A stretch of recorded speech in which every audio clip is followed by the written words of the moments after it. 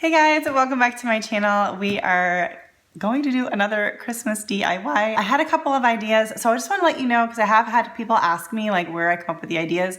So I of course watch people on YouTube. I don't usually replicate exactly, but I get ideas or I get ideas of how to use different Dollar Tree items. I'm like, oh, I didn't think to use it for that. You know, that kind of thing.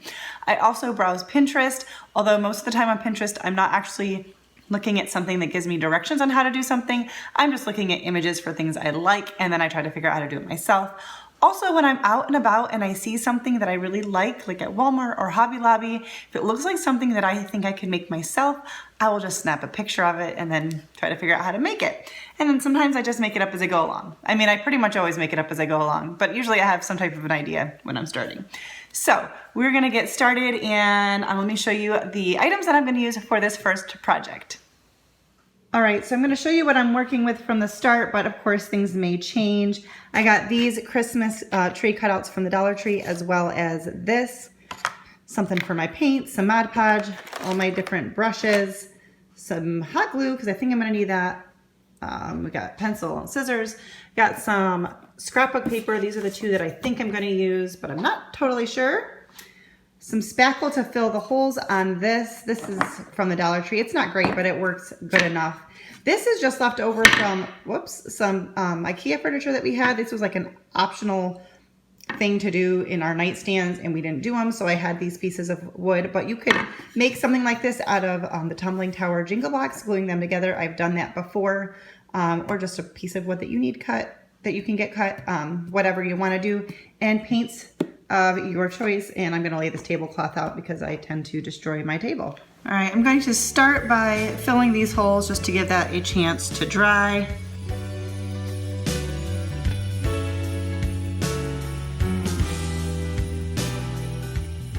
All right, so the next thing I'm gonna do is see if I can pull this apart. That was my intention, was to just use these as two trees. So let's see if I can pull this apart without breaking them. If not, this project is gonna have to change.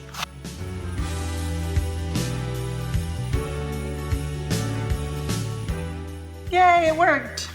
I was trying really hard not to break the tree. Let's see if I can get them both off.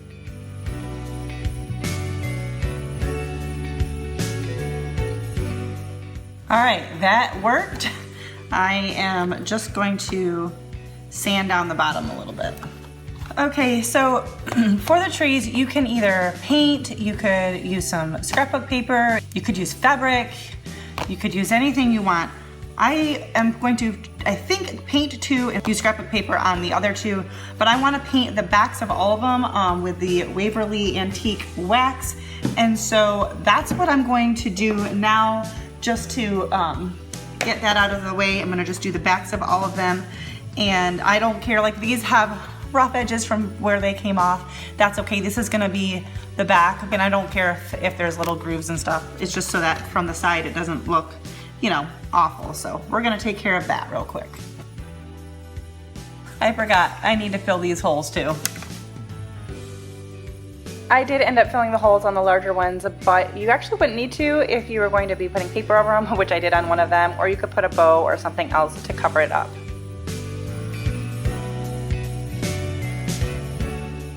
Once that spackle dries, you do want to sand it before you paint it.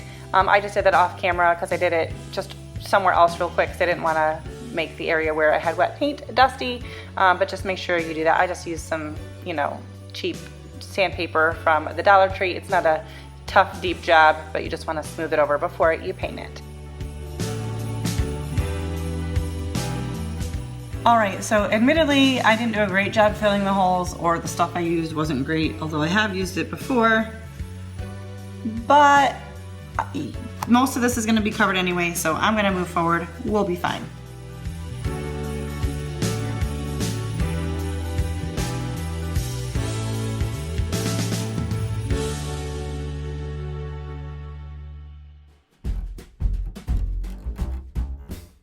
Alright guys, so I'm not going to show you every little bit of this, but I just am mixing whatever greens I have on hand. I didn't buy anything specific for it, but I'm just painting them. I did realize that the edges of these don't really need to be painted because they had a nice brown color and I liked that, so I did not worry about painting the edges.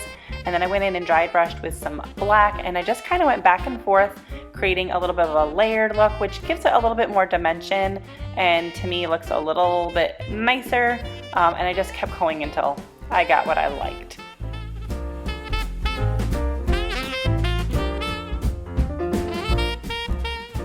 When it came to the ones that I was going to cover with scrapbook paper, I just cut it out. Well, I traced it and then cut it out.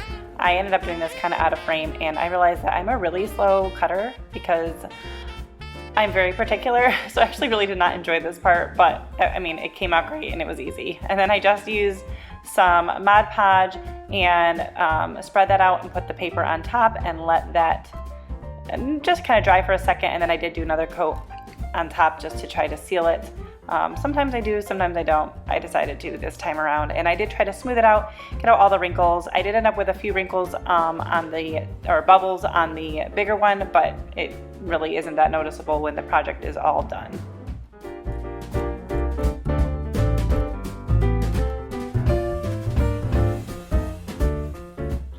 All right, so everything is dry. I did paint a couple of these, about 8 of these tumbling tower blocks, because I was messing around trying to figure out how I was gonna do this, and I decided I wanted some of these.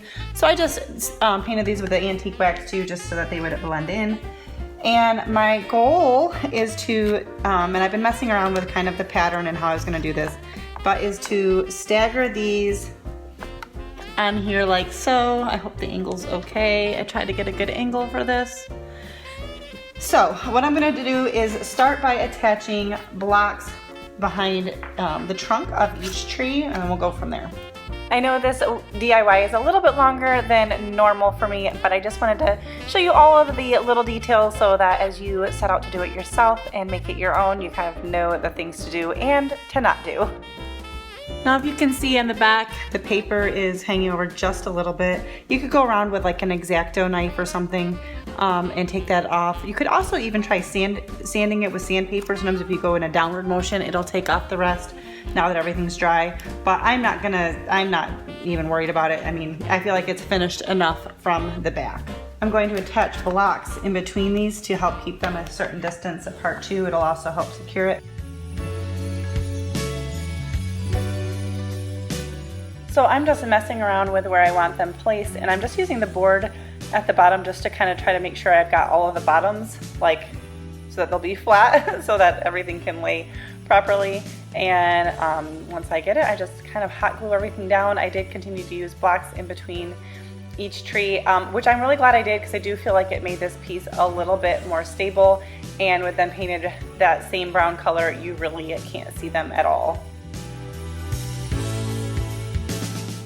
All right, real quick before I bring it over to another spot so you can see it better, I decided to add on a little star. It helped cover up where the hole was, plus I thought it added a nice like pop and just, I don't know, something different on that one tree.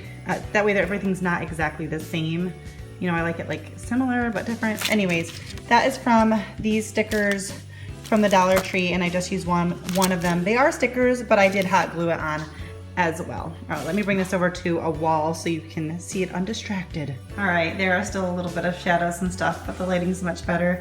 I think this came out super cute. I think I know where I want to use this, but you can certainly, like I said, do any variations with paint or paper colors or like whatever. I had a few different ideas. I thought about putting some words here at the bottom that said like Merry Christmas, but the stuff I would need for that I want to use for something else. So I think I'm just gonna leave it as is. I really like the gold star just because, like I said, I feel like it kind of makes these not identical, and I love like golds, and I love metallics for Christmas with a traditional plaid. Like to me that's just like super traditional. Anyways, I love it. Let's get on to the next one. All right guys, so for this next project or craft, I'm taking this frame. This is a Dollar Tree frame. I had already painted it because I was gonna use it for another project and I realized it was not the right size. So I'm going to repaint that, and I'm gonna use this scrapbook paper, super cute. I think I got all my scrapbook paper from the Dollar Tree, or not from the Dollar Tree, from Hobby Lobby. I always grab it when it's on sale. And then this from the Dollar Tree. This is not the same size as this, but I will be putting this on here and I think it's gonna work. This should be really simple and I think it's gonna come out cute. So I'm gonna get started by painting this frame. I think I'm gonna paint it black. For the Merry and Bright, I am just going to paint that with the antique, the Waverly wax in antique, and yeah, that's what we're gonna do now. All right, so I didn't show you while I was painting the frame because it's pretty self-explanatory, as is this piece. I did end up painting the edges on this one because I felt like it needed it, especially because this is gonna be popping up off the frame. But I'm just using this chance to chat with you really quick. I'm not gonna show you the details of all of the things here because my first DIY was a lot longer, but it had a lot more details. So the things that are self-explanatory here, we're just gonna zip past.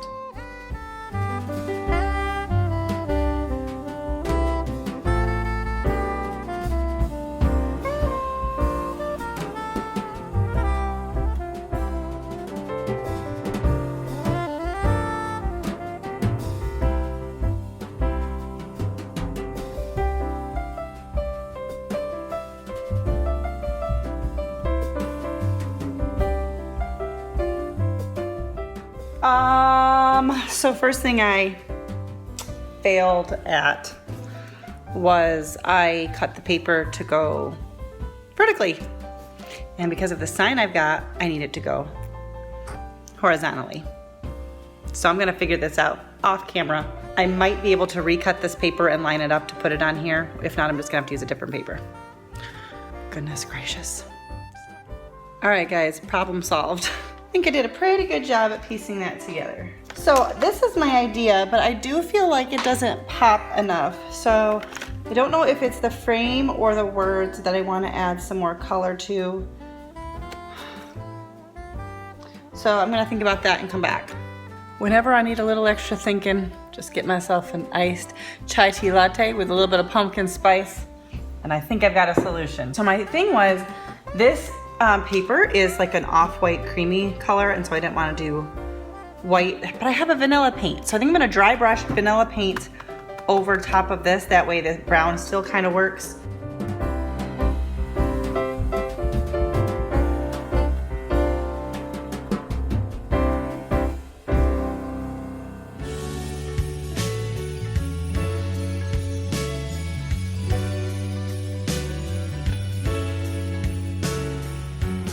All right, so sorry for some shadows. It's much later in the day and it's cloudy out, so.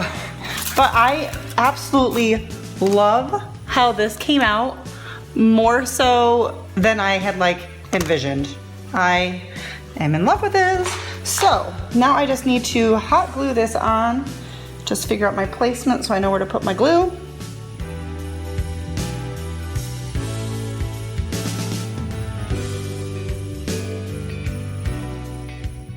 All right guys, this is how this one came out. Any color combination, anything you want, really easy, and it's a good way, especially if you don't hang a lot of stuff in your walls, which I don't, to make something on a stand by just attaching it to the frame. And I love that it sticks out from the frame. It's like makes it like 3D. Anyways, loving how that came out. There is a lot of reflection. Sorry, the lighting is rough because it's just a weird time of day, but I am very happy with how this one came out. All right guys, don't mind my hair, please. So I decided to do one more little Christmas craft for this video, and I was looking through all of my different supplies and everything I've got, and I wanted to do something with yarn, and I wanted something that kind of went with the things I already made, so I thought it'd be fun to make a yarn garland. You may have seen this done 100 times, but let me show you what I wound up with. So I had this red yarn in my stash. I also have white, so I was thinking of doing red and white, but I think I'm just gonna do red. And I messed around with a couple different things trying to do the pom-pom ones, and I just was not able to make them nice consistently. So I think I'm gonna go with the tassel ones. I've done a couple of them. I'm going to try to do many, many more, so let me show you how I did it. I think I had this over 4 fingers and I wrapped it 20 times. So you're just going to cut it once you have the amount that you want. And again, you can do that however you want. Then I'm just gonna take another piece of yarn and we're gonna thread that through. Well, that wasn't as smooth as the others. You know, when you try to do stuff on camera, usually you mess up. That's how it works. And I'm gonna leave myself a tail to attach it to everything later.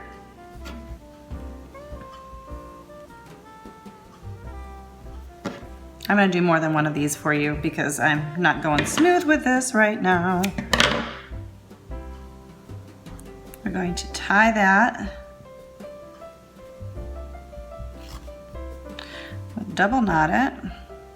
Then we're gonna cut all of the loops.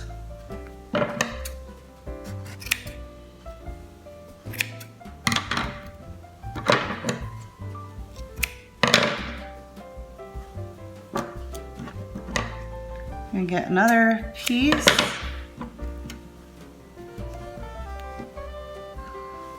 And tie this just a little bit down from the top, there's no specific. You can do it however far down you want. And once again, I'm just going to double knot that. This one, I usually trim it off, but I guess you can just add it down if you want. Let it hang down. And you're gonna give it a haircut. You've got yourself a little tassel.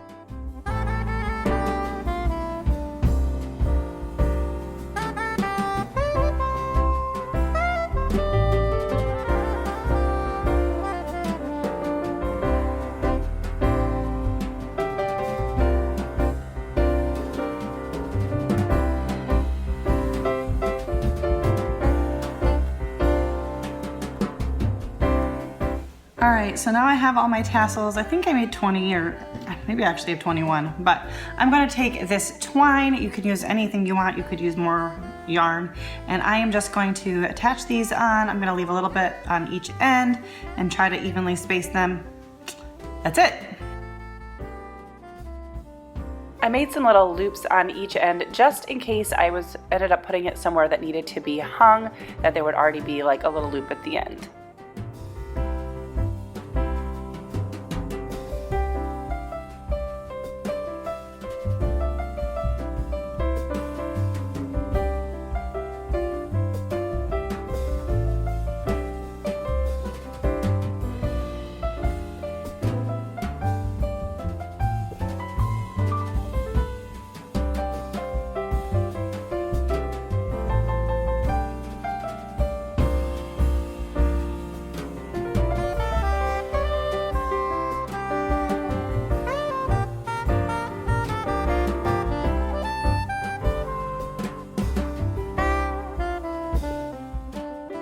Alright guys, so this isn't exactly how I would use it. I actually think this would be really cute on a tree too, make a few of these, but I think I know where I'm gonna set this stuff all together.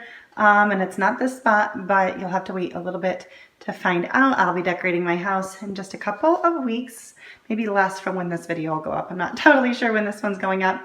Anyways, that is it. I love how it came out. It's a very kind of classic and traditional looking to me. So anyways, guys, that's it. Thanks for watching. If you like this video, don't forget to give it a thumbs up. That helps me so much. And subscribe and hit the notification bell so that you don't miss out on my future videos. And check out my description box. I've got some other DIYs for you if you're interested. Thanks for watching, guys. See you later.